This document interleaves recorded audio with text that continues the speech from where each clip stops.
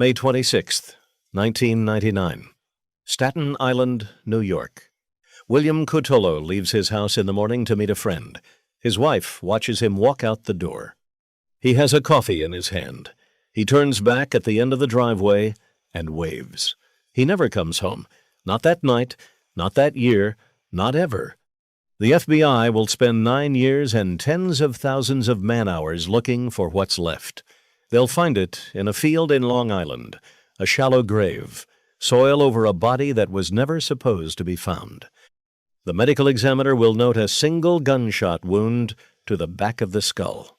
Wild Bill Cutolo wasn't just another man who disappeared from a Brooklyn block. He was the underboss of the Colombo crime family. The most feared enforcer in a war that lasted 2 years, killed over a dozen men, swallowed 123 more through arrest and indictment, and somehow never made the front page. The war nobody talks about. The war history forgot. The man who fought it, survived it, and then got executed the moment he stopped being useful. Here's what gets me about this story every time I come back to it. The Gotti era is legend. Goodfellas is scripture. But while the media was busy turning John Gotti into a celebrity and Sammy Gravano into a bestseller, the Colombo family was quietly tearing itself apart block by block, body by body, right there in the same borough. And almost nobody noticed. And for a specific reason that this story is going to get into. Because the Colombo War wasn't just a mob war. It was something else entirely. But here's what makes this genuinely insane. Before Wild Bill met that shallow grave, before the war that consumed him, there was a man sitting in a federal prison cell doing a combined sentence of 139 years who believed he could still run the most powerful criminal organization in Brooklyn from behind bars. Through his son, through proxies, through sheer ruthless certainty. His name was Carmine Persico. And his refusal to let go of something he could no longer hold started a war that nobody who lived through it came out of whole. This is the story of how a crime family destroyed itself, how one dying hitman, carrying a secret that could have ended everything, chose to use it as a weapon instead. How an FBI supervisor crossed a line that law enforcement isn't supposed to know about, let alone cross. And how the men who survived the guns got killed by the handshakes. But here's the question this story never fully answers. During 2 years of open warfare in the streets of Brooklyn, one side seemed to know things the other side couldn't possibly know. Addresses, movements, names. The question is where that information came from. And when you find out, the entire story shifts. You have to understand what the Colombo family was before you can understand how it broke. And to understand that, you have to start with one man, Carmine John Persico, Jr. Born August 8th, 1933, Red Hook, Brooklyn. Not the Red Hook of today's waterfront cafes and art installations. The Red Hook of immigrant families, stacked in tenements, of longshoremen and corner bookmakers, and the particular kind of casual violence that tends to organize itself over time into something permanent. His father worked for a law firm. Carmine dropped out of high school at 16. That's not just a biographical footnote. Think about what that decision means. He has a father with a professional job. He has a path.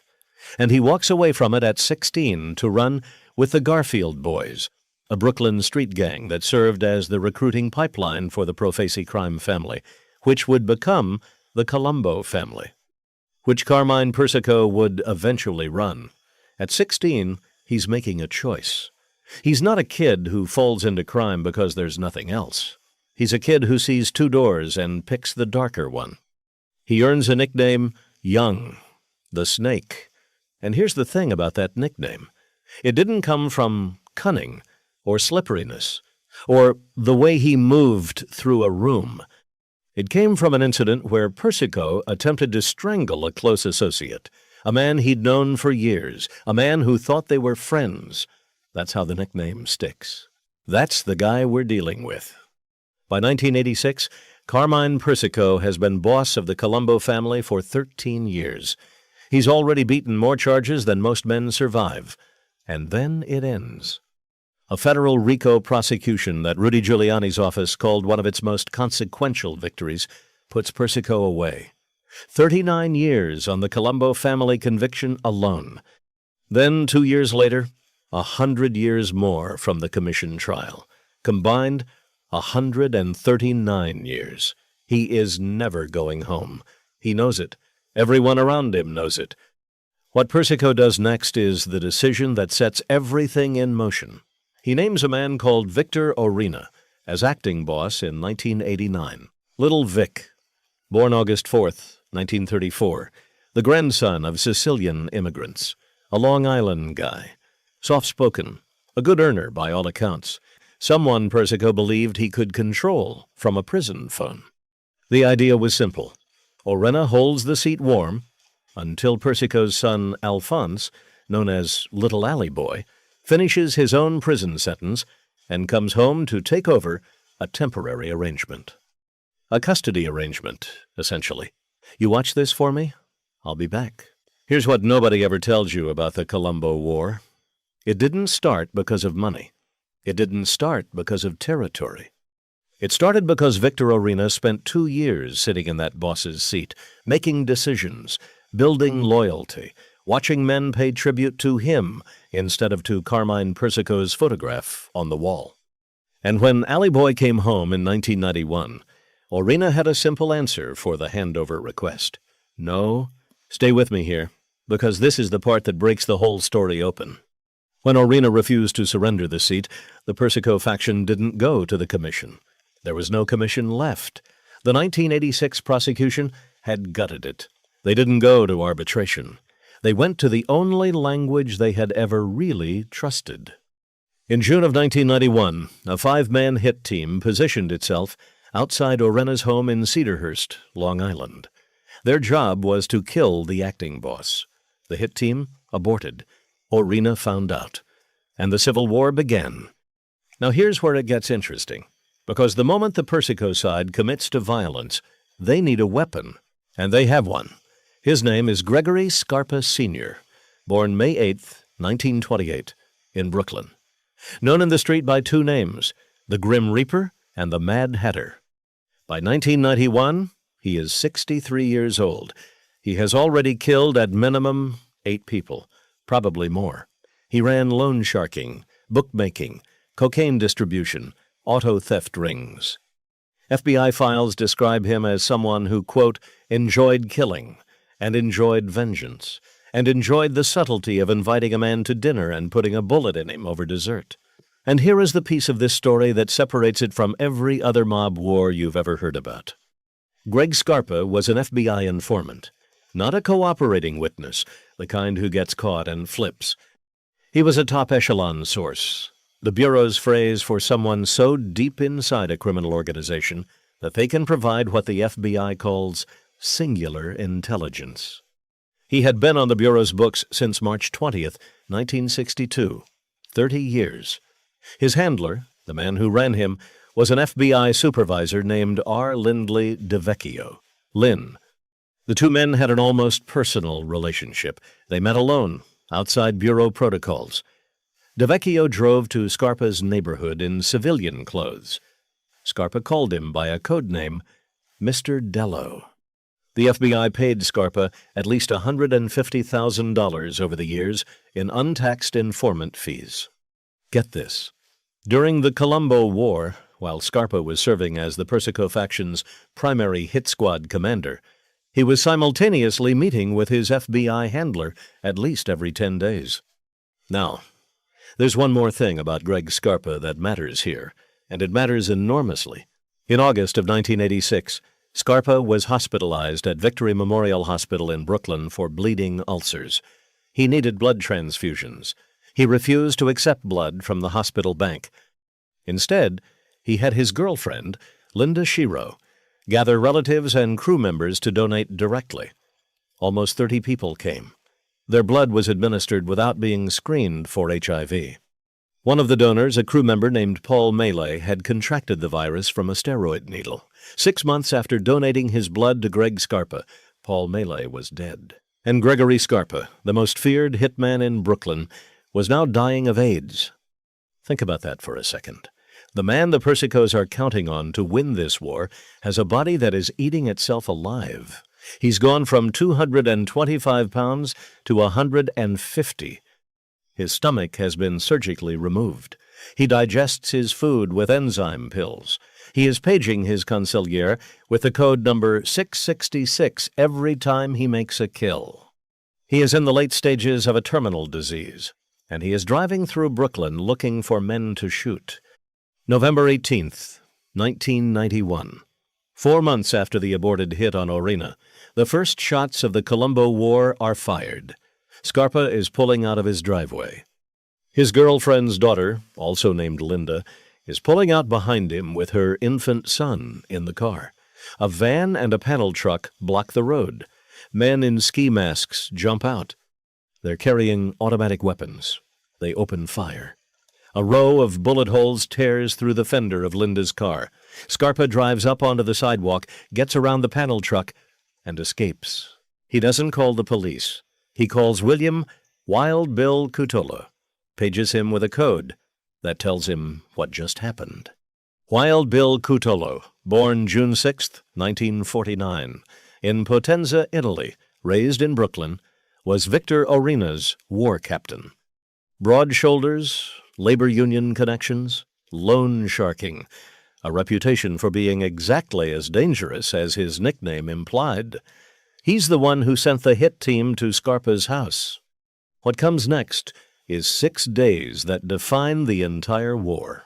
November 24th, a Persico soldier named Hank Smurra, known as Hank the Bank, is shot dead behind the wheel of his car.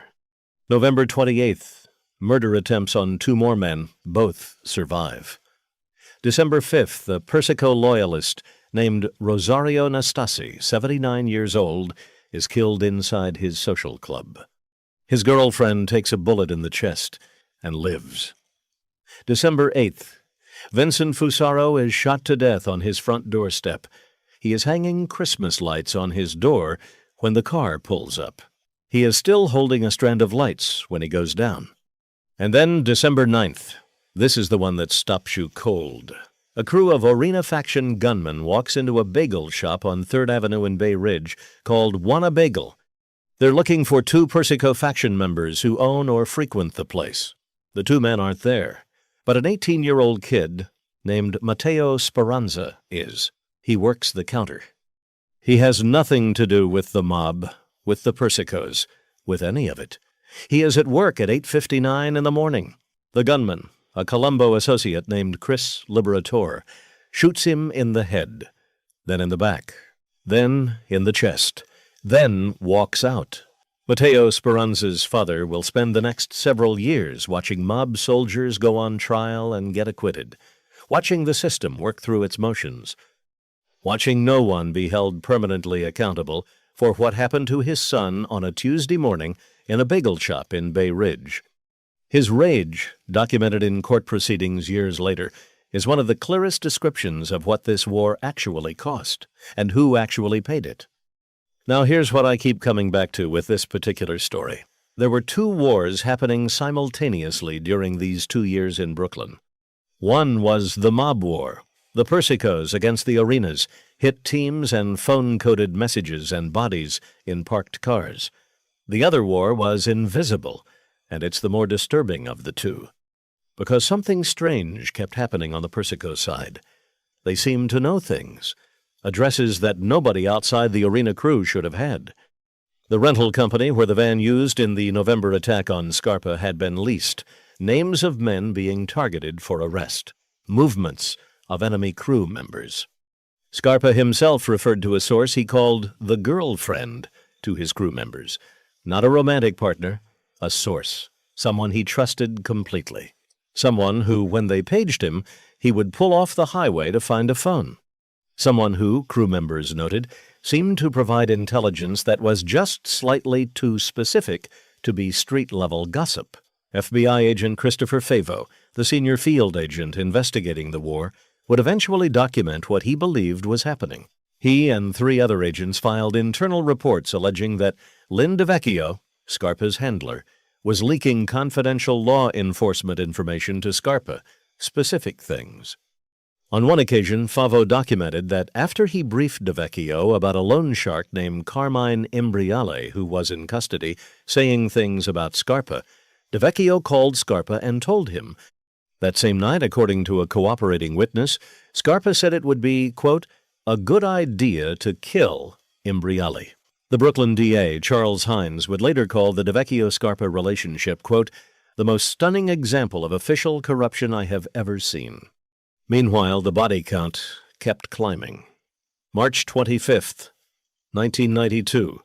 John Minerva and Michael Imbergamo killed. May 22nd. A man named Larry Lampesi is shot dead at 3:30 in the morning. Scarpa rolling up to his apartment gate with a rifle, pumping extra rounds into the body after the man fell. June 4th. An attack on a Colombo rebel injures a 16-year-old bystander named Daniel Norden in the head. He survives, but only just. By late 1992, joint NYPD and FBI task forces have made 123 arrests of Colombo family members, 60 from the Persico side, 63 from Orina's. Both factions are hemorrhaging men. And then on December 28, 1992, the war's primary killer finally takes a bullet himself. Greg Scarpa, driving with his son, gets caught in a dispute during a drug deal that has nothing to do with the Colombo War. He is shot through the eye. He drives himself home. He numbs himself with a bottle of whiskey while waiting for the ambulance. He survives. He has one eye left and a body that medical records describe as skeletal. He has dementia from the AIDS. And he still isn't done. By the spring of 1993, Victor Orina is in federal custody. His crew is fractured, arrested, dead. The Orina faction's last major captain standing is a man named Joseph Scopo, and on October 20th, 1993, in the Ozone Park neighborhood of Queens, Scopo is shot multiple times from a passing vehicle. He is dead before the ambulance arrives. It is widely regarded as the last murder of the Colombo War. The war that officially lasted from June 1991 to October 1993. Orina is convicted of racketeering, conspiracy, and murder. He receives a mandatory life sentence.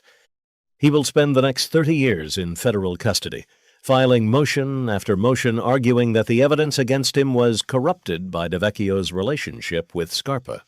Some courts acknowledge the concern. None release him.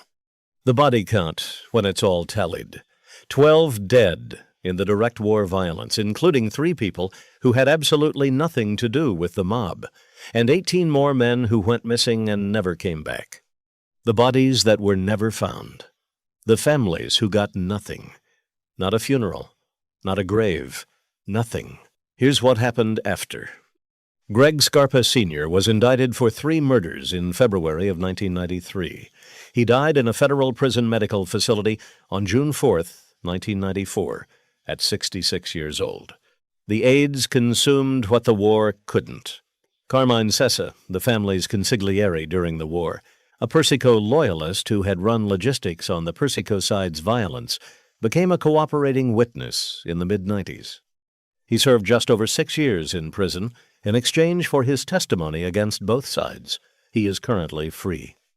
Lynn DeVecchio retired from the FBI. In March of 2006, Brooklyn prosecutors indicted him on 4 counts of murder, alleging that his intelligence leaks to Scarpa had directly resulted in 4 deaths. The indictment was called in open court the most chilling institutional betrayal since J. Edgar Hoover. Then, in November of 2007, the charges were dropped. A key prosecution witness, Linda Shiro, Scarpa's longtime girlfriend, was discredited by an audio recording. DeVecchio walked out of court a free man. He now lives in Florida. And Wild Bill Cutolo. Here's the full circle. After the Colombo War ended, the Persico faction did something operationally intelligent and morally predictable. They elevated their most dangerous enemy to underboss. Give Wild Bill a title. Give him a cut. Keep him where you can see him. Cutolo accepted. He ran labor rackets, loan sharking, kept crews in line, For 5 years, it worked. He thought peace meant peace. On May 26, 1999, he was summoned to a meeting.